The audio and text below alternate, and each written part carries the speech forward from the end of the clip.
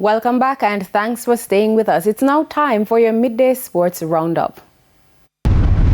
The West Indies women suffered a 3-0 one-day international series defeat to India's women after going down by 5 wickets in the third and final match in Vadodara on Friday. Electing to bat, West Indies women were first dismissed for 162 in 38.5 overs.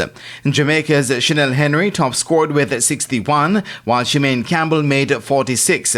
The pair actually shared in a 91-run fourth-wicket partnership after the Caribbean women had been reduced to 9 for 3. Ali Alain also contributed 21. Deepti Sharma with 6 for 31 and Renuka Singh 4 for 29 shared all 10 West Indian wickets between them. In reply, India posted 167 for 5 of 28.2 overs to achieve victory.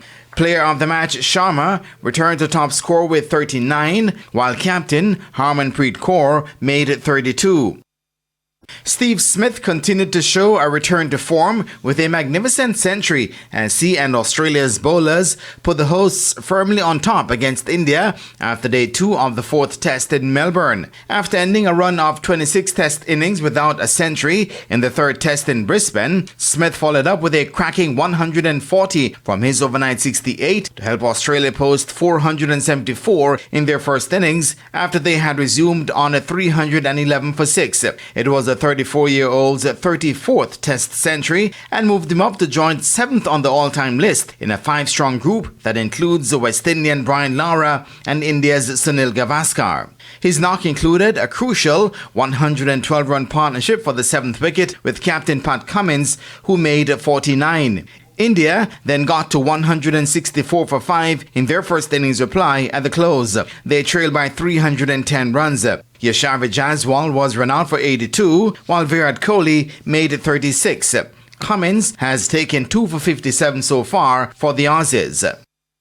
Leading jockey Radish Rahman answered Tevin Foster's 4-timer earlier this week with a 3-timer of his own on Thursday's Boxing Day 10-race card at Caymanas Park to maintain his lead on the penultimate race day of the local calendar.